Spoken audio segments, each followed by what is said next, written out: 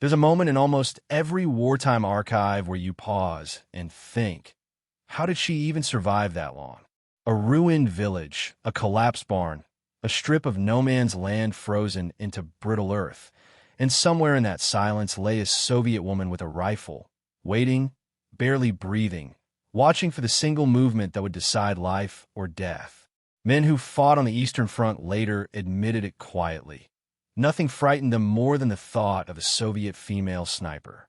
Not because of myth or propaganda, but because once these women got into position, they didn't miss. And yet the same precision, the same discipline that turned them into the deadliest hunters on the front often sealed their fate. Their enemy didn't see them as soldiers. They saw them as prey. So, what really happened to these women? How did they fight? How did they survive? And how all too often did they die? Stananes Shadoko. When the Red Army opened combat roles to women in 1942, it wasn't a symbolic gesture. It was strategy, cold and sharp. Soviet command had learned during the 1930s that women possessed a strange mix of qualities invaluable to sniper warfare: steadier under strain, more patient, less prone to detectable micro-movements that gave away positions. Their sniper schools, especially the Central Women's Sniper Training School in Veshnyaky, forged this silent core in a way that felt more like alchemy than instruction. Days began before sunrise. Force marches, ballistics lectures, weeks spent in mock ruins and forests, and the constant pressure to perform because any weakness meant reassignment to communications or nursing. The result? A lethal elite of more than 2,000 women, operating in pairs, fighting in the deep cold, the choking rubble, the forests lit only by artillery flashes. And for the Germans, these women became a nightmare. Enough so that captured female snipers often faced torture or immediate execution. Some didn't live long enough even for that. Among them were three whose stories still cut straight into the bone. Rosa Shanina, the ghost of East Prussia. Ask any military historian why Rosa Shanina still haunts the Eastern Front, and they'll give you a dozen answers. Her precision, her doublet technique, her presence in every Soviet newspaper. But really, it was how fast she went from kindergarten teacher to national legend. Born April 3rd, 1924, Rosa should have spent her life in a classroom. Instead, her brother was killed in Leningrad, and that grief pushed her right into a recruiter's office. She was too young, turned away again and again, but she wouldn't let it go. By 1943, she made it into the sniper school, and, well, that changed everything. For months later, she graduated with honors. On April 2nd, 1944, she joined the 184th Rifle Division on the 3rd Belarusian Front. A week after arriving, she made her first kill. Then the numbers climbed. Fast.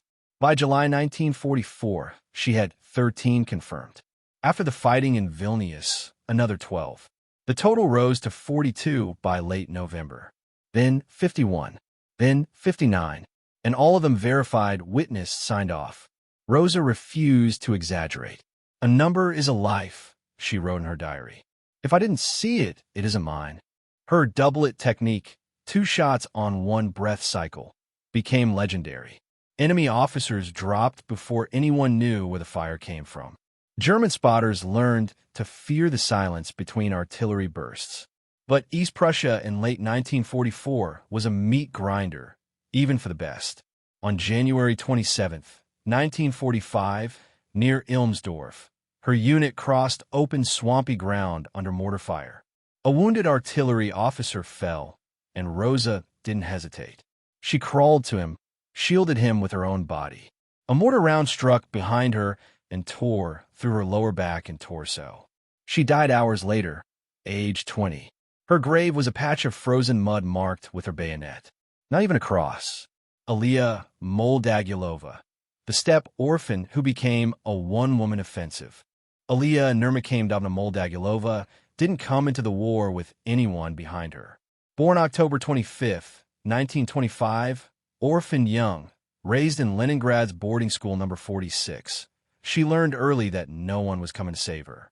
Maybe that's what made her so fearless later. Hard to say. During the siege, She was evacuated inland with other children. At 16, still technically too young, she walked into a recruitment office and somehow convinced the officers that she belonged on the front. Her shooting tests helped. She outshot half the men there. Her training in 1943 was intense even by Soviet standards. At 600 meters, her deviation was less than 1.5%. Ridiculous precision for anyone, never mind a teenager. She earned a personalized rifle, calibrated only for her. By autumn, she joined the 54th Independent Rifle Brigade on the Northwestern Front. Those forests and swamps between Russia and Estonia were hell, but they were a sniper's paradise. 11 kills her first month.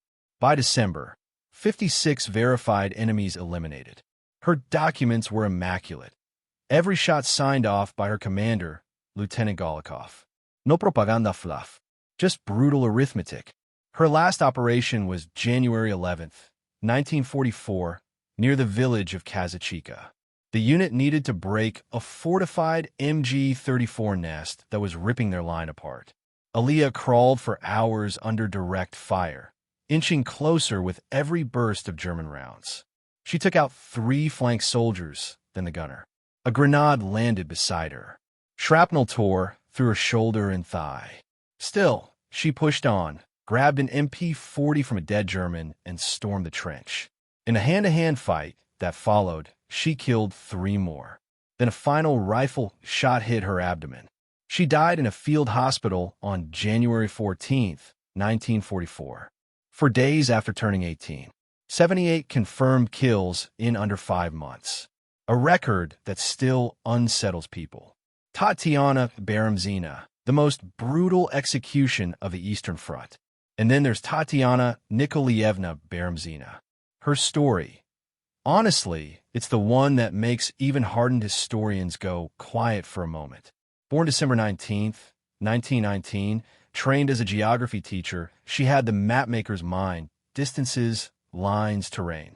When war came, she trained both as a nurse and a sniper. Not a common combination, but in her case, crucial. By mid-1944, she was deep in Operation Bag Ration with the 252nd Rifle Regiment.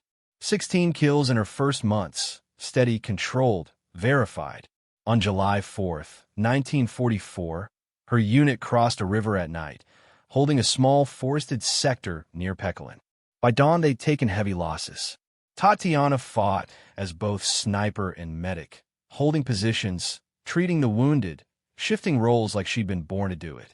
The German counterattack early on July 5th was overwhelming. Mortars, grenades, close-quarters assaults. Tatiana operated a DP-27 until jammed. Then the rifle. 14 cartridges left. 2 hours of standoff. And when her position was overrun. What happened next was reconstructed from German field reports, Soviet witnesses, and post-war testimony. She was captured alive, wounded, bleeding, exhausted. The Germans identified her as a sniper, and that sealed her fate. Female snipers were considered outside the laws of war, vermin in Nazi ideology. Tatiana was tortured, beaten. Her eyes were gouged out. She was shot in the face at point-blank range. Her body was found after the area was liberated, barely recognizable. What she endured became one of the most widely documented war crimes committed against a female soldier on the Eastern Front. Soviet troops buried her with full honors. Her last stand bought her unit enough time to evacuate their wounded. A war that didn't forgive precision. The Red Army's female snipers were extraordinary, but their skill made them the most hunted soldiers on the front. Germans prioritized their elimination. Sniper hunter squads were deployed specifically against them. Torture was commonplace. Capture could mean hours, sometimes days, of agony. And yet they kept going, day after day, shot after shot. Duty, revenge, or just stubborn survival. Motives varied, but the results were the same. Even now, it's hard to read their diaries, their final reports, their last entries without wondering the same thing. If these women had lived past the war, what would they have become, and why did history choose to remember them only through the crosshair?